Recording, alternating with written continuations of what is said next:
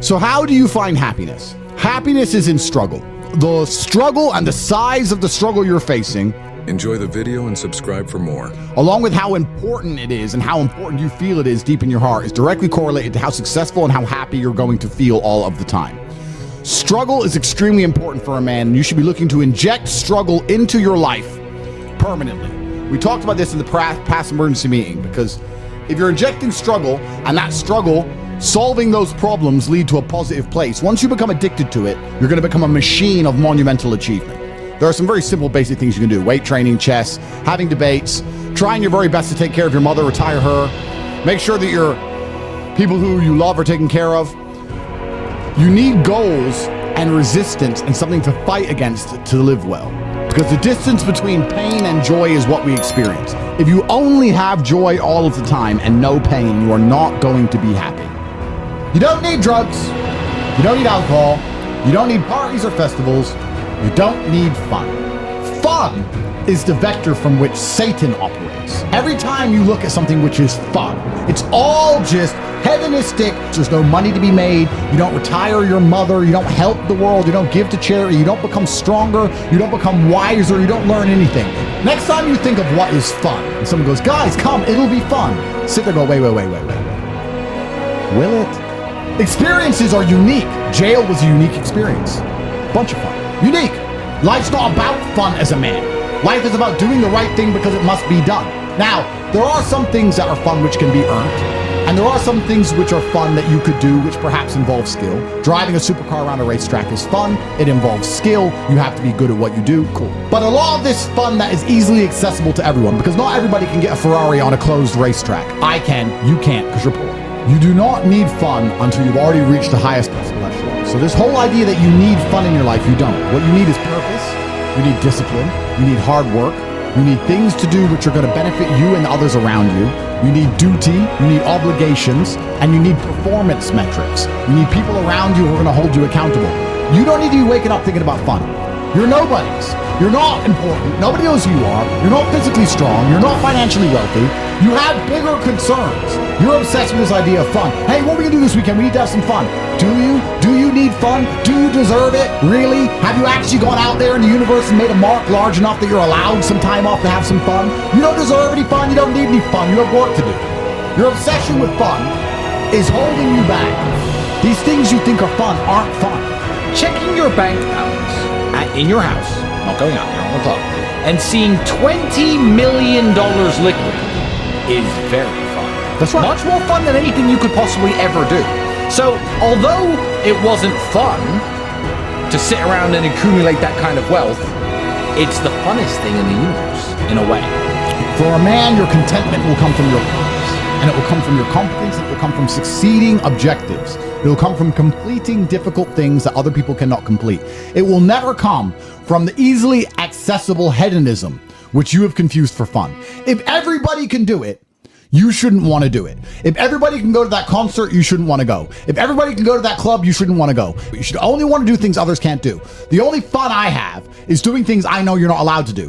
Putting my Bugatti on an A380 and flying it around the world to a racetrack which I've rented out for only me and only my friends to race around cars. You can't do that. I can. That is fun. But if you say to me, Andrew, come to this party, and I say, well, who's there? Everyone. Oh, everyone's there. Does that mean I need to go? Right? It's the event of the century. Ooh, everyone's there. If everyone's there, it's trash.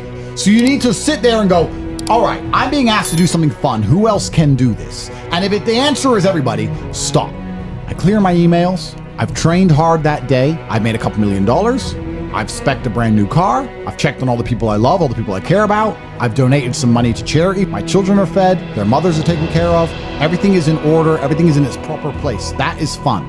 If you say to me, Andrew, skip a portion of that organization and professionalism so that we can go and do something that everyone else can do, my answer will be no. That does not sound fun to me. And the fact that you think that's fun shows that you have a severe mental deficiency. Stay away from it. You're only going to find actual fun through purpose. You're only going to find purpose through exceptionalism. So you need to become the best possible version of yourself in all realms. That's extremely important. The reason you are so unhappy is because you are trying to have fun. You're unhappy because you're trying to have fun instead of trying to become important. They are very different things, and you're never going to feel satisfied in your heart unless you become important. Please imagine. And being important is fun.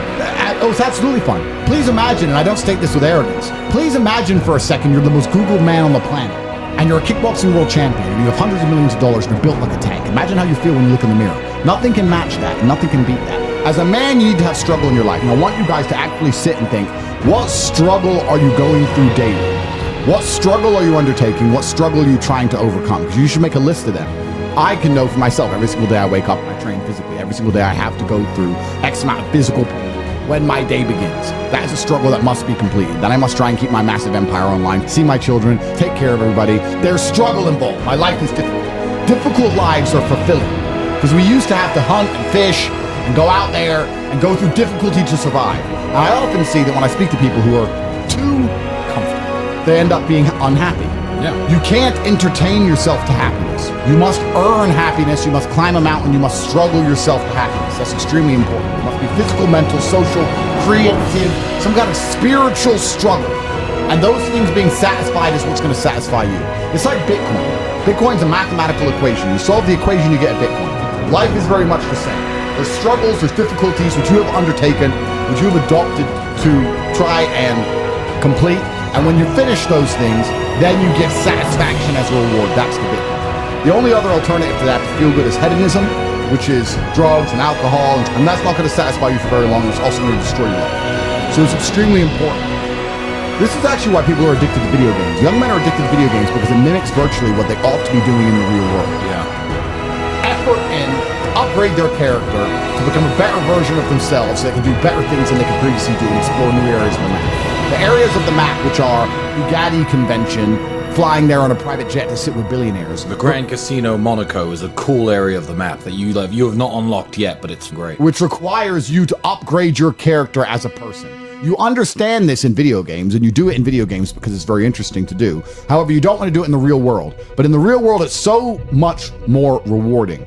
And I'm actually going to argue that we're living in one of the final periods where that's true. I'd say in a few generations, who you are and who your physical body is may not matter nearly as much. No, but it does matter today. A lot. Exactly. So that's why you should enjoy it while you can. Yeah. So you need to pick the low-hanging fruit first. And the starting block to all of these things is your body. I believe if you lift, stretch, move, improve your body, try and train MMA, learn how to fight, get stronger, get bigger muscles, it's a fast track to self-discipline which will carry over into all other endeavors. And I would argue that is nearly impossible. In fact, how many people can say the gym saved their life? How many people do you know were depressed, started training, got in fantastic shape and weren't depressed anymore? It is very easy. The low-hanging fruit is your body and upgrading your body. That is the easiest struggle, which is never going to backfire on you and never going to be a negative towards any other facet of your life. And when I look at men who are physical specimens, I think everyone naturally does this, but I'm going to openly say it. I respect them differently than I look at men who aren't. I have a different level of respect for them because they show me they have discipline, they show me they have motivation, they show me they're capable of doing difficult and hard things. Those are the kind of people I trust. They're not afraid of struggle, they're problem solvers. People who train are problem solvers, and you need to become one, and you need to become very, very adept at solving problems pretty quickly. I actually find it amazing there's people out there who aren't in perfect physical condition. Guys, let me tell you all a news flash. If you eat right and you train hard, you look good. Yeah. It's like a biological certainty. It's almost impossible to be fat and look bad if you eat right and train hard. Your body will react and give you exactly what you want, so why don't you all look like superheroes?